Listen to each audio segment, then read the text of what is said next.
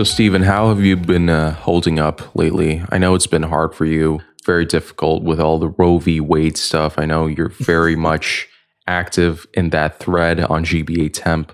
Like, you post daily, and I know I keep getting reports about your messages because of how let's just say you're very passionate about your opinions, even though it might not be like the popular opinion, but I gotta respect how passionate you are about this subject. So how you been holding up with everything that's been happening? I'm doing okay. It's tough, but being able to vent about it on the site helps. And I know you quickly switched from the situation in Ukraine thread that's on GBA Temp. Check that out if you ever want to lose faith in humanity. And you quickly jump to the Roe v. Wade one. I'm seeing just them based on reports. Everybody's reporting you, but that's just because they don't agree with you, really, not because you're that's not insulting people and fetuses and whatnot. Telling people they should have been aborted. Speaking of things that should have been aborted, you're listening to the #1 weekly podcast on GBA Temp. The number one. There's no podcast on GBA Temp that's higher than us. You're listening to the Tempcast. That's right, baby. Episode 76. Yay. Yeah, what's up? I'd use my soundboard right now, but I can't find the JSON file. So This will have to do. Oh shit, it's Friday the 13th actually. Holy shit, you're right. I didn't even think about that. Wow. And I'm sitting here looking for JSON files. Dude, that's fucking spooky. Wow. Dude. Okay. What's next? All right. I'm going to be on Elm Street with my laptop searching for Freddy.Krueger or whatever. Let's move on. Zing. Good one. Yeah. All right. So back to what we were talking about before. Speaking of things that have been aborted, Metroid 64 recently Metroid 64 was a game that briefly existed for the N64. It was in the planning stages, and everyone at Nintendo and any other company they spoke to about it decided they couldn't think of a way to make Metroid work on the N64. Mm-hmm. And so the game just kind of died. It was definitely in the first trimester of development, I would say, which makes it okay. And so now there's I believe he's a Mexican game developer named Luto Akino. I should fucking learn these things before I start talking. And he is developing his version of what he thinks Metroid 64 might have looked like. And he's been sharing little tidbits on Twitter, gameplay videos and screenshots. It's just a fan game, and it's only being developed for PC. A lot of people are angry that he's not making a N64 ROM that'll actually run on an N64. Yeah, why can't he just get like an N64 development kit and like program it in assembly? Like, what is this guy not dedicated? Seriously, for this project that'll probably be DMCA'd and struck before he finishes. Oh, don't say that. Don't say that. I'm just saying. Do you find it? Because there was another similar project around the beginning of the year, I think, where someone did the first level or two of Bloodborne in like the PS1 style, and people were very angry that it also wasn't playable on a PlayStation 1. But I don't. Do you understand that? I never understood why people get so upset about it, because it's clearly just a stylistic remake. It's echoing back to that era. It doesn't have to be playable like that. Like, fucking Shovel Knight was clearly a callback to NES games. That doesn't mean it has to be a ROM. I think it's this issue is exacerbated by the fact that there are actually developers who literally like still make Game Boy games, like Game Boy Color games. Like those That's true. people still exist. Well, they not still exist. Most of them were born after the console even came out. Like there's just people talented enough to like tinker with these old systems and figure out a way to easily develop, like not easily, but like, develop for them. And that's the issue. Like, like ever see those, can't remember what game recently came out for the Game Boy Color. Can't remember what it was called. I can't remember. It wasn't that long ago. And there's another one that's on Kickstarter right now. Yeah. That's a Game Boy Color game. Like that takes talent, like trying to figure out. Oh, and also the what's it? The pocket, the analog pocket? Is that what it's called? Yeah. They came out with a tool which is like basically Game Maker Studio only for Game Boy games. You can like Really? make a Game Boy game without knowing any code. It's like Weird. this really interesting interface. I downloaded it and I opened it once and never touched it again because I don't have time or motivation to do anything in my life anymore because that's just where I am now. But it's cool because you can actually make a Game Boy game and play it like on a real Game Boy if you have like a flash card. And so That's pretty cool. That's cool. But the thing with these, my issue with the Bloodborne demake wasn't the fact that it wasn't playable on a PS1. It was the fact that it wasn't playable on anything because it just suffered from frame drops, even though it looked like Really? a PS1 game. Yeah, it was not. I did not enjoy that experience. I never played it. That's really bizarre. That's unless maybe was it frame drops or was it a steady like 20 FPS to like try and replicate? No, it was like frame drops. It was like going from 30 to like 15. And I don't know if they were trying to replicate the experience on the PlayStation 4 because it's pretty much the same. Maybe. But yeah, I'm looking at the video of Metroid 64 right now. It's pretty cool. It's like a 3D thing and you're shooting. The only issue is that I don't think this would be playable on a real N64 because I'm seeing like analog movement and analog camera movement at the same time. Yeah, it doesn't look like the camera is automatically controlled like it usually is, or at least it's moving too smoothly to be controlled by the C buttons. I don't know. I might be wrong. Kind of looks like the Ocarina of Time thing. Because I mean, wait, look. In the last couple of seconds, he's moving the camera without moving the character, right? Yeah. So that means the character isn't controlled by the analog stick. Oh, okay. So it's being controlled by D-pad, I think. And let me see if, like, with the movement, let me just check out the movement of the character.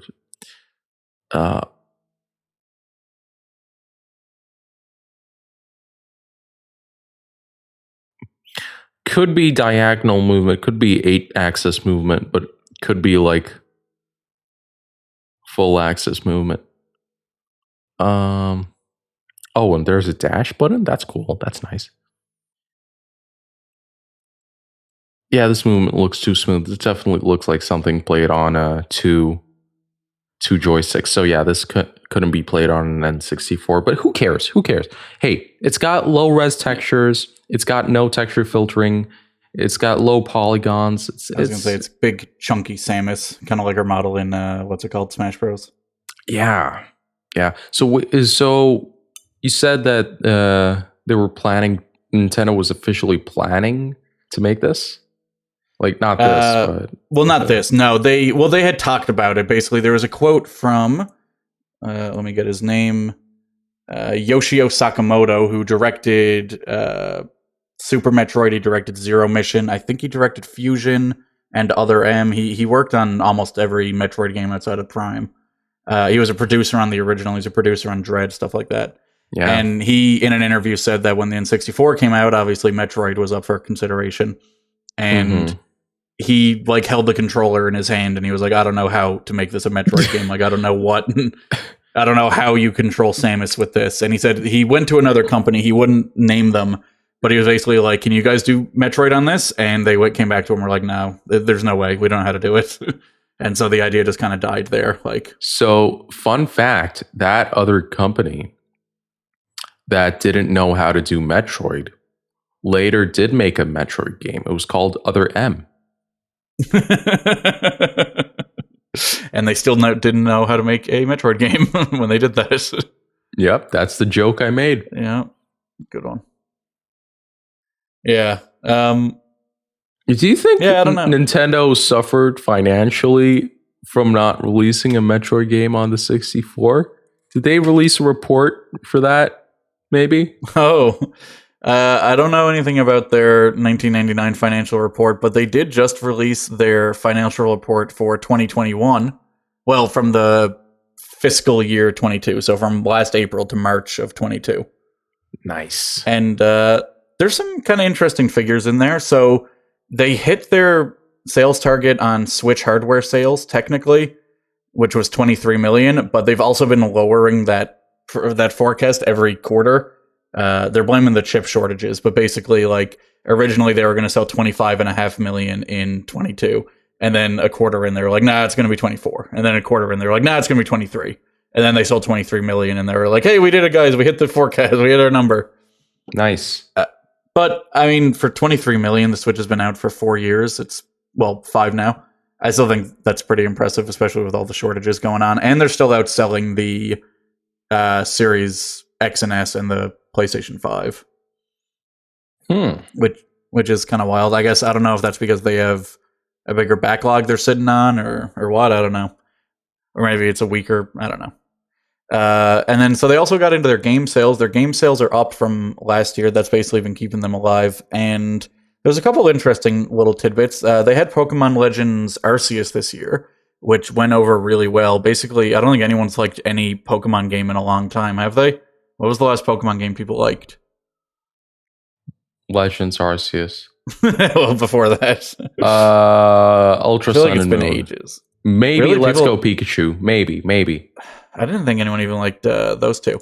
But anyway, it's been a while. And Game Freak, everyone kind of hates Game Freak, especially after Sword and Shield shit the bed so hard. Yeah. And also Brilliant Diamond, Shining Pearl, I don't think anyone liked, right? Yeah. No. And so Legends Arceus people really liked, and it actually sold well. It sold 12.64 million units, which is just 2 million under Brilliant Diamond and Shining Pearl, and it wasn't out for as long either. So that style of gameplay we're probably going to keep seeing, honestly, based on the reviews and the sales. So that's Also, kind of interesting. Fun fact for those who haven't been keeping up with things in the gaming world, they actually announced a new generation. Like, I swear, every time Nintendo announces, Pokemon announces a new generation, I just care less and less. And this time, I don't know if it was with the timing. It was like on the 4th day of the war or the 3rd. It's like, hey, I know you're getting bombed right now, but check out this trailer for Pokemon Scarlet and Violet. And honestly, this is honest. This is not even exaggerating this. At the time, I saw videos of dead children, dead people, torn bodies from the war. But the Pokemon Scarlet and Violet trailer was the worst thing I saw that day. Because it was so insultingly bad in terms of its performance and its graphics. Like, I sound like a total dick complaining about graphics in 2022. But come on, it's just, you need a new system. This is enough. You can't run this on the Switch. You need like something like a PS4 at least, because this is painful to watch. It's like somebody who needs to be put down, like a Russian soldier with incompatible with life wounds. That's another video I saw, actually. Yeah, but this was still worse. This was still worse. The fact that it's open world doesn't do anything for you. You don't like the idea of them going open world with it? I like the idea, but the execution is just being botched by the fact that it's either held up by the system, which is like a glorified Android tablet from 2017, and or by the fact that Game Freak aren't that good at optimizing stuff. No. Which is weird. You think they would be, considering how closely they work with Nintendo? You think Nintendo would be able to tell them what to do? Yeah. I actually bought Whatever, I don't care. I played Pokemon X on my 3DS. I wanted to try out a 3DS Pokemon for the first time. And it was so weird. This game, like Pokemon X and Y, it starts out so weird. It's like so far away from any Pokemon game before it. I don't know how to explain it. Like things just feel off in the dialogue and the gameplay. It just feels kind of weird. And the sound on the system, it's like they added this fake stereo effect to make it sound bigger. It's very it's a very surreal experience, and I was just tired of it, and I just installed Pokemon Black and started playing that again. Literally. Anyways, yeah. What about this? What did they sell? Nintendo. Did they make money? Oh, they made a lot of money. Mario Kart 8 sold 9.94 million units, so that's nearly another 10 million for a game that's 5 years old now. Metroid Dread is the best-selling Metroid game now, which is pretty cool. That's awesome. I'm honestly super glad about that. Yeah.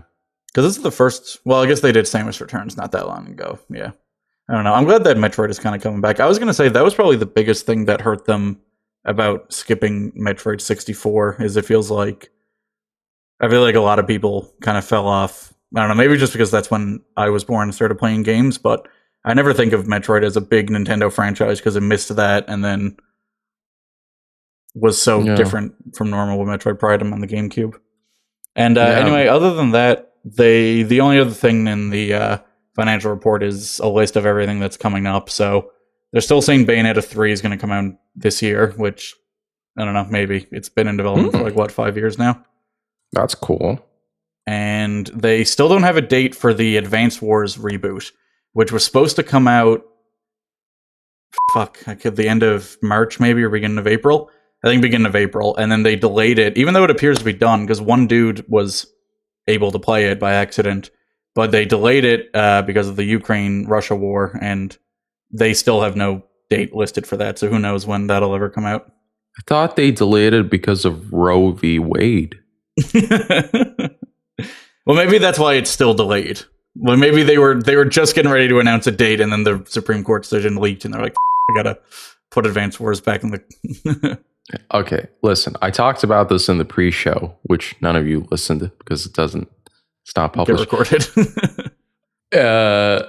As a Ukrainian who is in Ukraine, who lived their entire life in Ukraine, and is right now in Ukraine, I allow you, Nintendo, to release Advance Wars rebooted.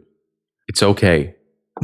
It's the war here is tragic, and Nintendo has actually left Russia, I think. I think that's good. That's good. Thanks, Nintendo, for not supporting through taxes a war. Yeah.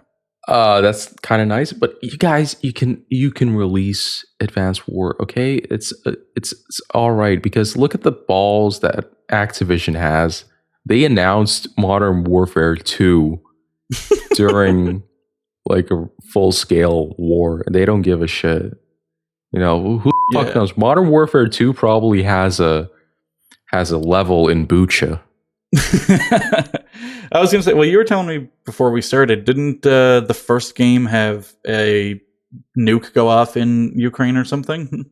The entire trilogy is based off of Russia making false flag attacks in order to have a reason to invade and start World War III. It's like, it's very weird how how those games have aged very badly, specifically in one way. It's the fact that the Russian army was portrayed as this super scary like force, when in reality it isn't. It's it's not even close. Like the troops in Modern Warfare 3, the Russian troops that you fight, like they're invading America, like the paratroopers and shit. No, that's not That would never happen. It's not gonna, like, at the time when Modern Warfare 3 came out, that was like what, 2010? 2011, I believe. Modern Warfare 3. Yeah, 2011. Like, yeah, maybe you could think, oh, Russia, number 2 army in the world. Oh shit. now that like is completely gone. That idea, nobody considers Russia to be like a threat, like a full-scale threat. Other than its nuclear weapons, it's like, no, it's not happening. Speaking of poorly timed video game announcements with all this going on, I also do think it's funny that Chernobylite came out while all this is going on, which is about exploring the radioactive wasteland in Ukraine, Chernobyl. Like, I mean, again, like, I don't know. I feel like Nintendo's being a little too overly sensitive that they won't really release their like cartoony anime war game that's set. I don't even know. I don't think it's set in the real world, right? No, but if I remember correctly, from playing a little bit of Advance Wars, like the enemies are heavily like inspired by like Russians. Oh, really? Yeah. That's just a better reason to release it now then. Yeah. Like, what are you, afraid to like offend Russians? What's going on, Nintendo? Did I read you wrong? What's going on? Maybe it's not a coincidence that their corporate color is red. Oh my goddamn commies. Oh shit. Oh I think shit. It is red. Are they gonna change the N? Are they gonna turn it 90 degrees and be Nintendo now? Is that what's happening? Is that what they announced at the fiscal year thing? No, they're saving that for the big showcase in June. Oh, Jesus. Their big E3 presentation. You know what's interesting, too, is the original Advance Wars was delayed. It came out in North America on September 10th, 2001. Jesus. And then mysteriously, it was delayed in every other region with no specific reason given. This series is fucking cursed. Nintendo should fucking stop making these games. They really should. There's something wrong with them. You know, like Metroid Dread, I'm so glad it sold like what, 5 billion units. Good. I'm really happy for it, honestly. Loved that game. Played it legitimately. But, you know, it was kind of like this game that had multiple iterations of it. Like, they were planning to release it for the DS, actually. And it was like in development hell for a long time. And then it was scrapped completely and made from the ground up. Kind of like another game that's kind of like Metroid Dread, only it came out shit. Like Duke Nukem Forever?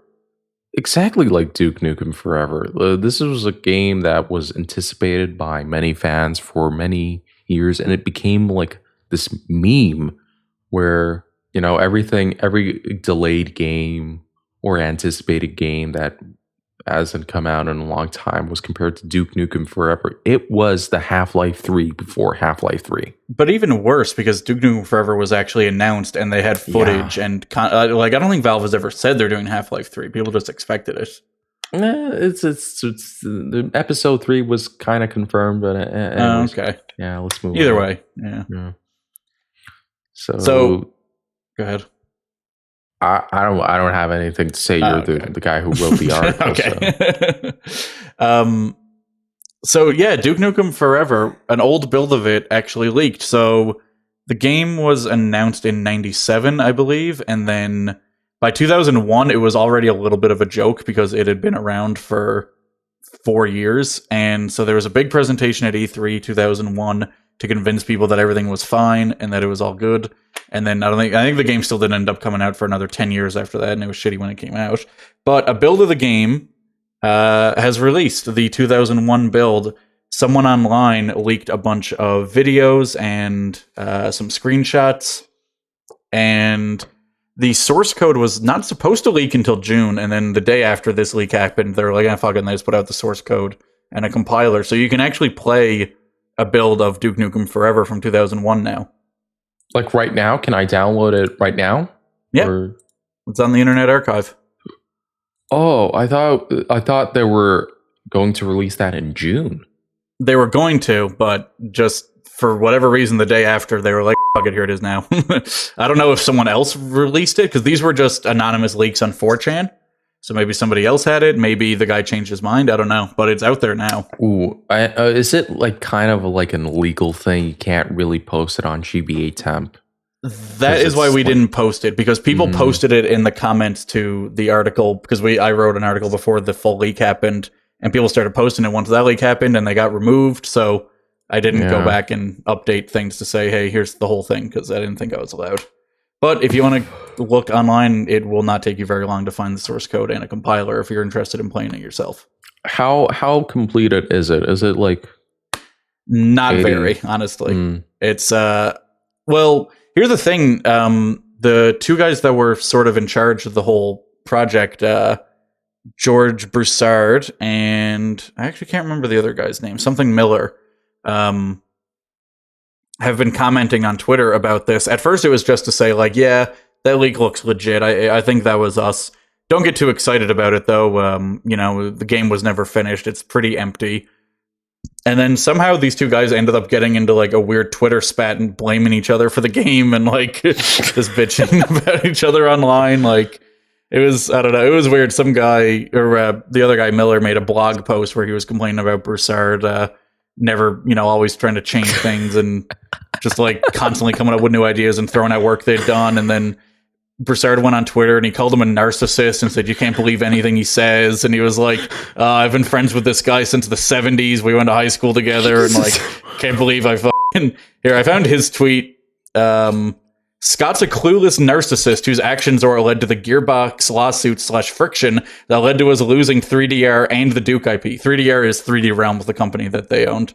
Mind-blowing the nonsense he spews. Not surprising due to his depth of manipulation and narcissism. Wow, at least I've had the class to keep thoughts private. I have so much more to say on this, having known him since high school in the 70s. You can just see how he uses the opportunity to try to make himself look better by tossing an ex-friend of 40-plus years and business partner under the bus. Definitely a guy you should do business with. Yeah, it's a bit of weird whole story. This leak has led to some odd stuff. But the question remains, is this build better than the official Gearbox game that was released in 2011? Ooh, I have not played 4. I have not played both of them, so I couldn't comment.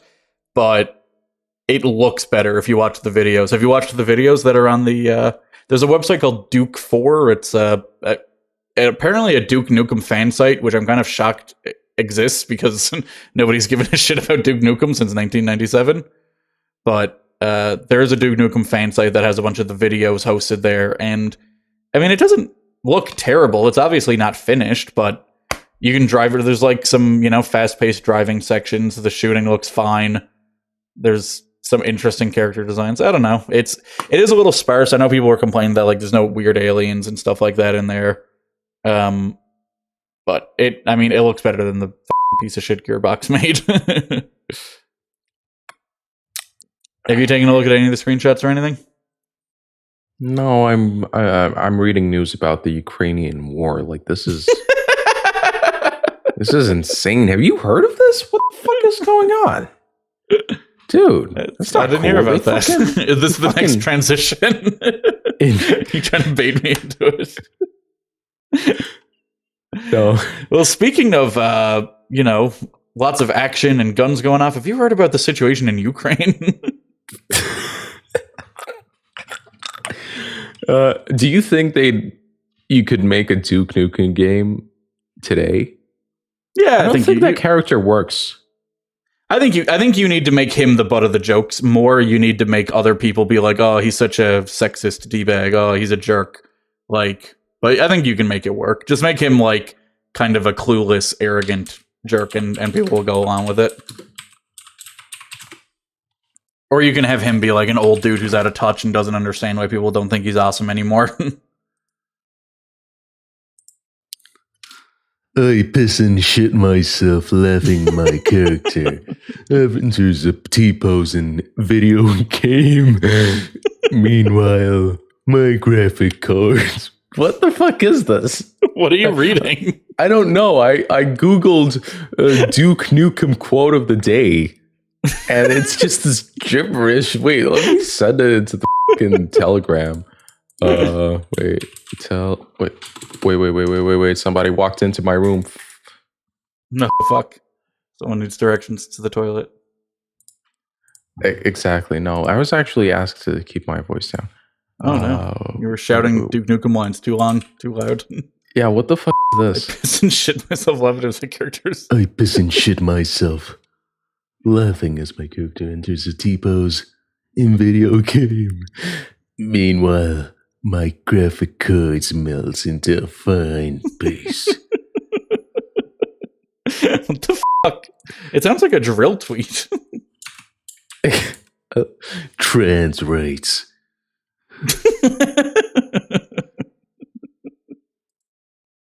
At least that Duke Nukem could work. Yeah, Definitely. Trans rights, Duke Nukem. My wife is here. Please be respectful. I don't know. I would like to see the character come back. I used a Japanese toilet and it molested me. Okay, anyways, I'm done with that. Don't want to wake up my parents with my Duke Nukem voice. That's a big problem. You know what voice I can't do? The one in Deus Ex voice. I can't do that one. Oh, no? I can't do Jensen or Adam. Well, neither can Square Enix now because they've sold off a lot of their Western IPs to something called the Embracer Group. What? No.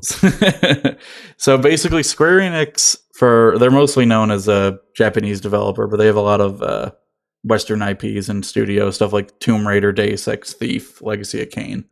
And they just recently sold off basically all of those that I just listed to something called the Embracer Group that I had never heard of before. But they describe themselves as a massive decentralized collection of entrepreneurs that are thrilled. Or no, I'm sorry, that is how Square Enix described them. So they are the perfect fit for Square Enix's ambitions. They make high quality games with great people. I don't know. It's where they sold all those IP for only $300 million, which doesn't seem like a lot to me, honestly. I mean, I feel like any decent Tomb Raider game might. Well, I don't know. I guess it would take a lot to develop. Yeah, they sold off Tomb Raider as well. Yeah, that's like a big one. That's a big one. Yeah, the other ones are maybe not huge. I think the only Western IP they own now still would be Hitman, right? I think they sold everything else. So this is very interesting. The fact that like they could just sell. These are all our Western IPs. You could just have them. We're keeping our Japanese ones though. That's quite interesting. Honestly, I mean, I wonder if Konami could do that, but not with like their Western IPs, but all of them. That would be nice. Be very nice, yeah. Yeah, no, it's a weird. I don't know if it's just Square Enix wanting to pare down and not have so many jumbling things in their portfolio. I mean, they bought Eidos Montreal, right? Yeah. Well, they sold it just now. Yeah. Yeah. So they can make Deus Ex 3. Yeah. Without Square Enix interfering. I wish I knew more about this Embracer Group, but there's really not a lot of information out there on them. Like, I don't know. Do they have a habit of being the way Square Enix was, where they would force microtransactions into games? And what a shame.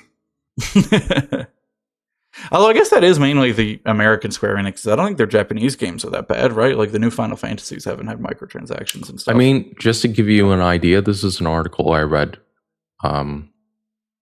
just this morning. Square Enix fully recommends Balan Wonderworld. That is pretty bad. Did you hear about the director of that game coming out and blasting Square Enix and saying they don't care about video games and like really digging in on them and telling them that they're total pieces of shit, and that people shouldn't buy Balan Wonderworld because Square Enix released an unfinished game. And yeah, it's Yuji Naka. That's Yuji not Naka. just some guy. That's the creator of Sonic. Oh, you're right. He is. Yeah. Fucking moron. I apologize. But yeah, they removed him as the director of the game 6 months before it came out because he didn't want to release an unfinished game. Which is This game looks like pretty bad. ass. It doesn't look unfinished. It looks bad from the get-go. It doesn't have like any potential to it. I don't see it, at least.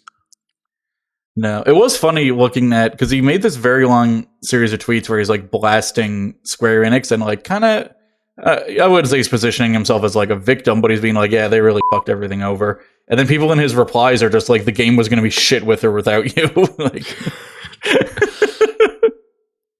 it's like Alien John. It's like, it doesn't matter if they fired me and got Kojima to work on it. It's still going to be Alien John.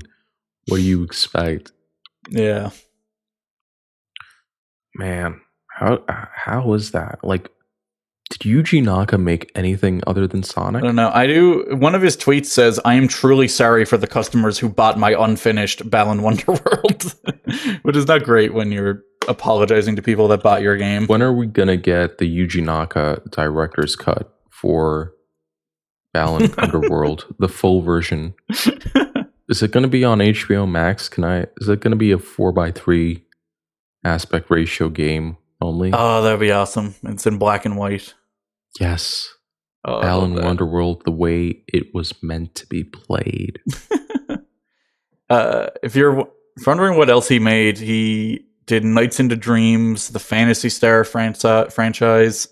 Dude, those are big IPs. He did the first Sonic Adventure, looks like. Well, yeah. Wait, did Yuji Naka create Sonic? I think he co-created them, yeah. Okay.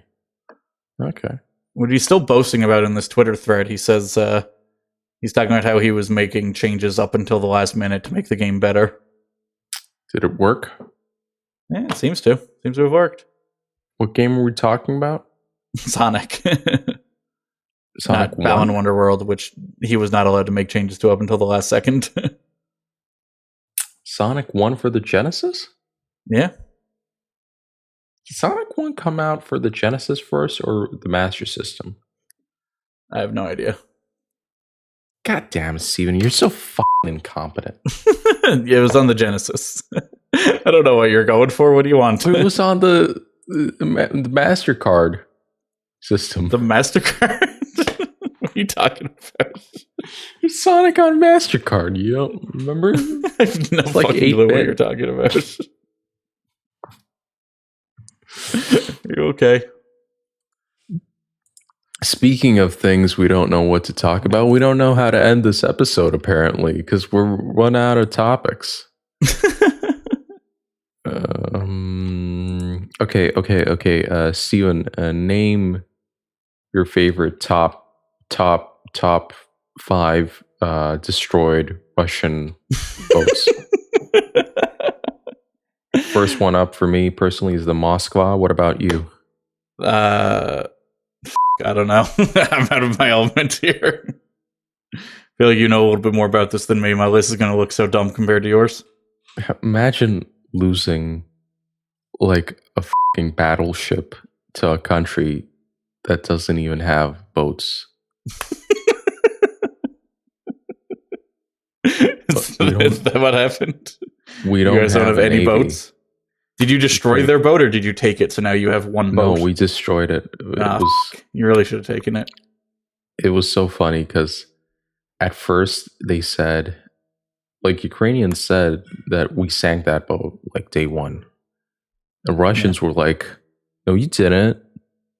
No, it's right there. Well, then show it."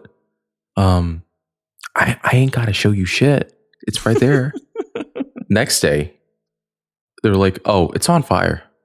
Yeah, we got a small contaminated fire going on the ship. Third day, okay, the fire's done a little bit damage, so we're towing it back to shore. Fourth day, Yeah, the ship sank. Ah, Yeah. it took 4 days for them to come to terms with it. Do you think they were just in denial that their night ship hadn't sank? They're still in denial that it was hit by a Ukrainian missile. They still say it was literally a smoker. What? Yeah, somebody was smoking on the ship and burnt down the ship. I'm not making this up. This is like official from Russian, quote unquote, official sources. This is not.